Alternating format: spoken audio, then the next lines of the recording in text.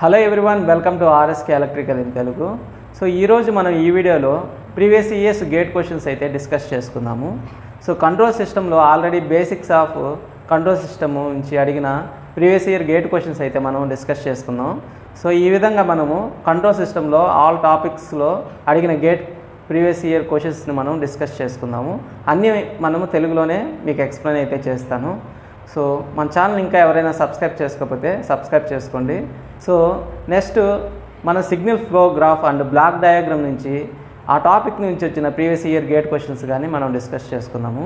ఈరోజు మనం గేట్ 1992లో అడిగిన ఒక సిగ్నల్ ఫ్లో గ్రాఫ్ని అయితే మనం చూద్దాము. ఇక్కడ ఏం అడిగారంటే ట్రాన్స్ఫర్ ఫంక్షన్ అయితే ఫైండ్ అవుట్ చేయమన్నాడు. దాన్ని నేను ఈ వీడియోలో అయితే మీకు ఎక్స్ప్లెయిన్ చేస్తాను. So let's begin the video. First మనం ఇచ్చిన క్వశ్చన్ అయితే చదువుదాము. The overall transfer function of the system in the figure is, అంటే ఈ ఫిగర్లో మనకి ఓవరాల్ ట్రాన్స్ఫర్ ఫంక్షన్ అనేది ఫైండ్ అవుట్ చేయమన్నాడు. ఇది గేట్ 1992లో అయితే ఇచ్చాడు. సో చూద్దాం, నేను సింగిల్ స్టెప్లో ఎలా రాస్తానో చూడండి. Transfer function. సో ఫస్ట్ ఏంటంటే ఇక్కడ ఇచ్చిన ఈ సిగ్నల్ ఫ్లోగ్రాఫ్లో మనకి ఎన్ని లూప్స్ ఉన్నాయో ముందు ఫైండ్ అవుట్ చేయాలి. చూడండి, ఒక కంటిన్యూ ఒక లూప్ అంటే ఇట్లా ఉంటుందన్నమాట. అంటే అది సర్క్యులర్ కావచ్చు, లేకపోతే ఇలా ఉండొచ్చు, ఎలా అన్నా ఉండొచ్చు. అది ఇలా కంటిన్యూగా యారో మార్క్స్ సేమ్ డైరెక్షన్లో ఉంటే దాన్ని మనము ఏమంటాము, ఒక లూప్ అంటాము. ఆ విధంగా ఈ సిగ్నల్ ఫ్లోగ్రాఫ్లో అటువంటి లూప్స్ ఏమన్నా ఉన్నాయో ముందు చూసుకుందాం. ఓకేనా? ఇక్కడ చూడండి, ఇక్కడ యారో మార్క్ ఇలా పోతుంది, సో ఇలా పోతుంది. ఇక్కడ చూస్తే యారో మార్క్ రివర్స్ ఉంది. సో ఇది ఒక లూప్గా కన్సిడర్ చేయలేం, ఎందుకంటే రివర్స్లో ఉన్నాయి యారో మార్కులు. సో నెక్స్ట్ ఇది ఫెయిల్ అయిపోయింది. నెక్స్ట్ ఇక్కడ కానీ యారో మార్కు పైకి ఉంది. సో ఇది కానీ లూప్ కాదనమాట. సో ఈ వేలో ఇలా వెళ్తుంది, ఇలా వచ్చింది అండ్ ఇలా వచ్చి ఇలా వచ్చింది. యారో మార్కు సేమ్ డైరెక్షన్లోనే ఉంది. చూడండి, ఇక్కడ కానీ చూడండి, సేమ్ డైరెక్షన్లోనే ఉంది. ఓకేనా? సో ఇక్కడ చూస్తే ఇటువైపు ఆపోజిట్ ఉంది, సో ఇటు పోలేదన్నమాట. So same direction. మళ్ళీ ఇలా వచ్చి ఇలా, అంటే ఒక కంప్లీట్ లూప్ అనేది ఇలా ఉందన్నమాట. ఓకేనా? దీన్ని ఒక లూప్గా చెప్పచ్చు. చూస్తే ఈ సిగ్నల్ ఫ్లోగ్రాఫ్లో ఇదే ఒక లూప్గా ఉంది, ఇంకే లూప్స్ లేవన్నమాట. సో దాన్ని నేను ఇక్కడ రాసుకుంటున్నాను. ఓకేనా? 1 మైనస్, సో జీ అంటే ఈ లూప్లో వచ్చే అన్ని ఎలిమెంట్స్ అనేటివి మల్టిప్లికేషన్ అవుతాయి అన్నమాట. సో జీ, దాని తర్వాత హెచ్, దాని తర్వాత జీ, దాని తర్వాత హెచ్ అనమాట. ఇది కంప్లీట్ ఒక లూప్ అనమాట. అంటే నేనేం రాసుకోవచ్చు, జీ స్క్వేర్ హెచ్ స్క్వేర్ రాసుకోవచ్చా? అంతే కదా. జీ హెచ్, ఇక్కడ చూస్తే ప్లస్. ఫర్ ఎగ్జాంపుల్ ఇక్కడ మైనస్ ఉంటే ఇంటూ -1 చేయాలన్నమాట. ఇంటూ -1 వేసుకొని చేసుకుంటాం అనమాట. సో ప్లస్ ఉంది కాబట్టి ప్లస్ఏ. సో జీ, ఇక్కడ కానీ హెచ్, ఇక్కడ కానీ ప్లస్ ఉంది.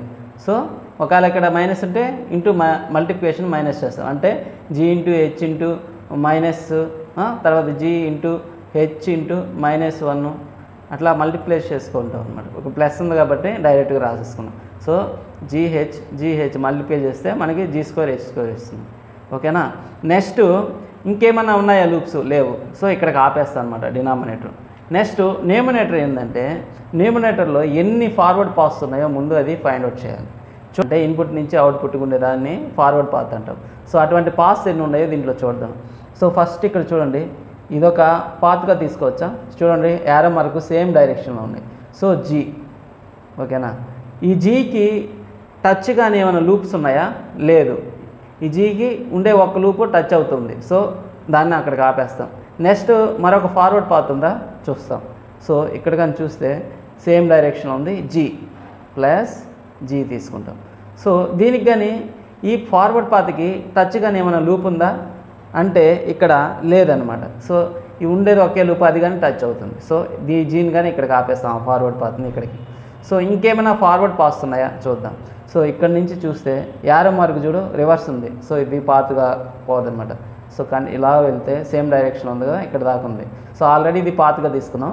సో ఇక్కడ నుంచి మనకి ఇలా వస్తుంది, ఇలా వచ్చి సేమ్ డైరెక్షన్లో ఉంది.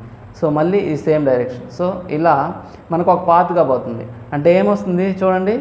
సో జీ, దాని తర్వాత హెచ్, తర్వాత జీ, అంటే జీ స్క్వేర్ హెచ్గా రాసుకోవచ్చా?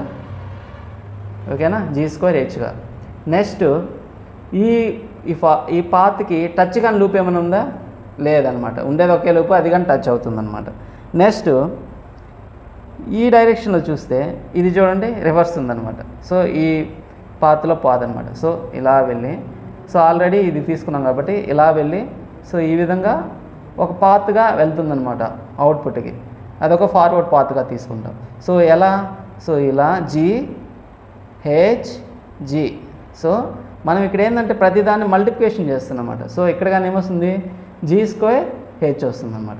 దీన్ని మనం సింప్లిఫై చేస్తే ఓకేనా ఏమొస్తుంది, 2G ప్లస్ 2G²H.